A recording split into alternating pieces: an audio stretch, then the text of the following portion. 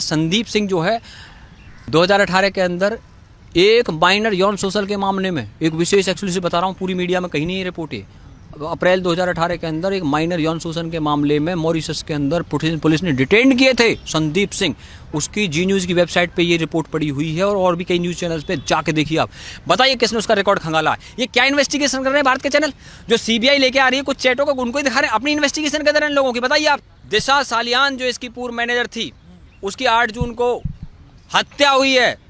दिशा सालियान का postmortem Cooper hospital में, सुशांत सिंह राजपूत का पोस्टमार्टम कूपर हॉस्पिटल में, दिव्या भारती का पोस्टमार्टम कूपर हॉस्पिटल में, जिया खान का पोस्टमार्टम कूपर हॉस्पिटल में, समीर शर्मा की अभी डेथ हुई है उसका कूपर हॉस्पिटल में, कुशाल पंजाबी कूपर हॉस्पिटल में।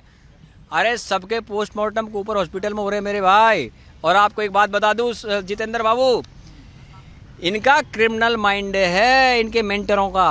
उसका एग्जाम्पल दे दूं आपको क्रिमिनल माइंड का, कि जो दिशा सालियान की मौत हुई है ये हुई है दिव्या भारती के अंदाज में। दिव्या भारती को 5 अप्रैल 1993 को जुहू के तुलसी अपार्टमेंट के 5वें फ्लोर से गिरा के मारा गया, या वो मरी ये अभी रहस्य में रहा। लेकिन ये सेम मामला जो था ये बाजीगर फिल्म के अंदर दिखाया गया। शाहरुख खान ने शिल्पा शेट्टी को गिरा करके मारा बाजीगर फिल्म में।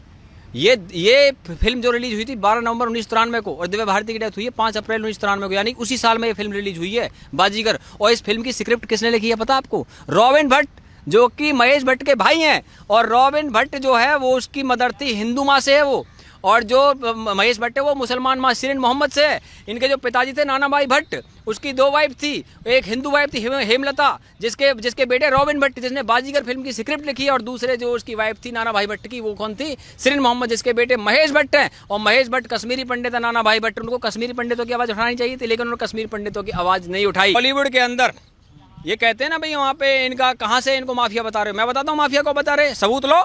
महेश भट्ट का बेटा राहुल भट्ट 26/11 के हमलों में उसका नाम आया था। किसने लिया था नाम? डेविड कोलमैन हेडली, जो कि मुंबई हमलों का मुख्य आरोपी था। उसने रेकी करवाई थी डेविड कोलमैन हेडली से मुंबई के अंदर। चलो उसमें ना जाते हुए हम आपको और आगे की बात बताते हैं। 1990 से लेकर के 2020 तक जितनी भी हत्याएं बॉलीवुड के अंदर हुई है, किसी में सजा नहीं हुई आज तक। जिया खान का मामला, जिया खान की जो 3 जून 2013 को जो हुआ, उसके अंदर मुख्य आरोपी राहुल सूरज पंचोली का कुछ हो गया। दिव्या भारती मुख्य आरोपी साजिद नाडियाडवाला पे आरोप लगता है उसका कुछ हुआ, 1998 में उसकी फाइल बंद कर दी गई। और मुझे आप बताइए गुलशन कुमार हत्याकांड, जिसका आरोप नदीम श्रवण जो संगीतकार है उसके नदीम पे जो यूके के अंदर रहता, बताइए वो यूके से यहाँ आ गया क्या? नहीं आया ना। लेकिन आए कौन हैं? ये जो लोग सोचते हैं मुंबई में बैठ करके हमारा कोई कुछ नहीं करेगा। अरे भैया, अबू सलेम और मोनिका बेदी को पुर्तगाल से भारत लेके आ गए, और क्रिश्चियन मिशेल को दुबई से भारत लेकर के आ गए, एक्सट्रेडेट किया था। उसके अंदर Christian Michel Agusta Westland deal का मुख्य आरोपी था। और अगस्टा वेस्टलैंड डील वो डील है जिसके अंदर कोर्ट के ऑर्डर में लिखा है कि सिग्नोरा गांधी यानी कि Shrimati Gandhi, Sonia Gandhi is the main accuse. Subramanian Swamy ने भारत की पार्लियामेंट में खड़े होकर के बोला था कि Sonia Gandhi is the main accuse in Agusta Westland deal. और उसी अगस्टा वेस्टलैंड डील के कोर्ट के ऑर्डर में भारत के 4 पत्रकारों के नाम थे, इटली के मिलान कोर्ट में थे। और वही पत्रकार अब कहाँ पे है वो दुनिया के अंदर? मुझे बताइए। जो फ्रेंडली मीडिया जैसे बोलते हैं, उन घोटाले में नाम है, उसकी फाइल खुलनी चाहिए। और आज आपको बता दूं, एक विशेष बात बताना चाहता हूँ। वोरा कमेटी का नाम सुना आपने? 1993 के जो बम ब्लास्ट हुए थे उसके बाद में वोरा कमेटी बनी थी। उस वोरा कमेटी ने जो पॉलिटिक्स का अंडरवर्ल्ड के साथ घालमेल है बॉलीवुड वालों का, उसके लिए उन नामों की लिस्ट तय करी थी। और वो वोरा कमेटी की रिपोर्ट आज तक जो है पब्लिक नहीं की गई है, केवल उसके 20 पेज पब्लिक किए गए हैं, बाकी पेज नहीं पब्लिक किए गए। आज मैं भारत के होम मिनिस्टर से चाहता हूँ उस धमाका कर देगी भारत के अंदर। वो उस रिपोर्ट के अंदर ऐसे नाम हैं, उसमें दाऊद इब्राहिम की डी कंपनी से जिन लोगों के संबंध थे मुंबई और दिल्ली के अंदर, उन लोगों के नाम वोरा कमेटी के अंदर है। वोरा कमेटी की रिपोर्ट एक्सपोज की जानी चाहिए, क्योंकि भारत के पत्रकार भी, आपको पता है कि भारत का सुप्रीम कोर्ट रात को 3 बजे खुला, 25 एडवोकेट गए। किसके लिए खुला? दाऊद इब्राहिम की डी कंपनी का गुंडा था वो याकूब मेमन, जिसके लिए भारत का सुप्रीम कोर्ट खुला था। दुबई में बैठ करके उन लोगों ने यहाँ भारत के सुप्रीम कोर्ट के लिए एडवोकेट भिजवा दिए। और जहाँ तक बात है, आपको मैं बता दूँ, आज ड्रग्स के मामले सामने आ रहे। अरे भैया, ड्रग्स के मामले, जितेंद्र जी, मैं एक ऐसा व्यक्ति हूँ, ये तो जब अभी सुशांत का केस आ गया इसलिए चैनल वाले बोल रहे हैं, हम तो पहले से भी इन चीज़ों की चर्चा करते रहे हैं, क्योंकि ये money laundering, drugs, casting couch, इसका सारा जो वहाँ पे घालमेल है, ये एक मामला नहीं है, ये मल्टीपल मामले हैं।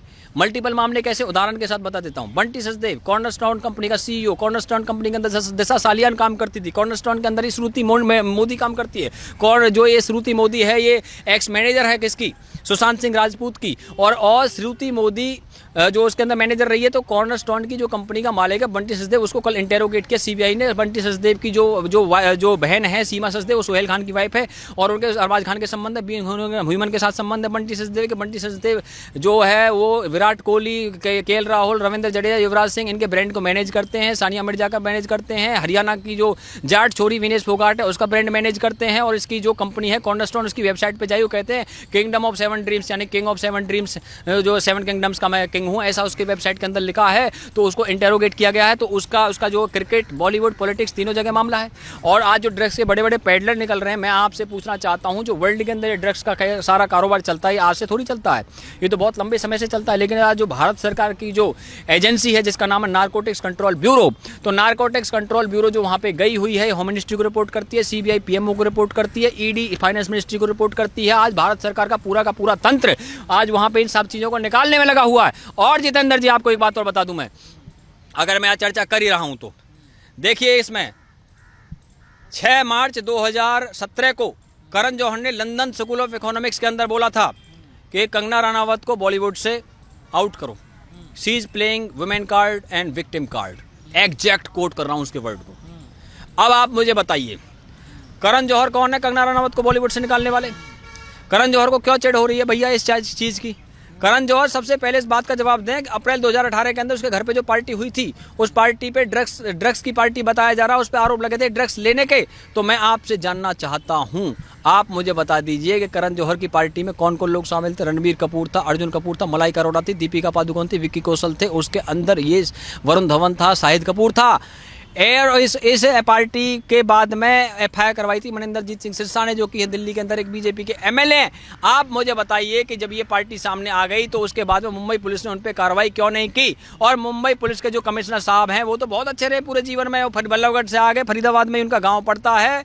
और ये सारा जो खेल है भैया, मैं तो आपसे एक ही बात कहूँगा जितेंद्र जी, जो सबसे बड़ी जो चीज़ है वो ये है कि ये सब सीबीआई के घेरे में और इनका फ्यूचर अंधेरे में है। और जहाँ तक मैं आपको एक बात और बता दूं, गम की अंधेरी रात में दिल को ना बेकरार कर, और सुबह जरूर आएगी, सुबह का इंतजार कर, क्योंकि एक जो ताकत है, दिव्य ताकत, जो इन सब की जांच करा रही है। इसीलिए क्या कहते हैं कि जुल्म इंसान का जब हद से गुजर जाता है, वो किसी और ही सूरत में पास आता है, ना जाने किस रूप में वो हमसे मिला है यारो, जिसका कोई नहीं उसका तो खुदा है यारो। बहुत से लोग कह रहे हैं कार्रवाई कब तक चलेगी, कब तक होगी। हम तो क्या है, वो फरिश्तों को आजमाता है, मिटाकर बनाता है, बनाकर फिर मिटाता है। आदमी टूट कर 100 बार जुड़ा है यारो, और जिसका कोई नहीं उसका तो खुदा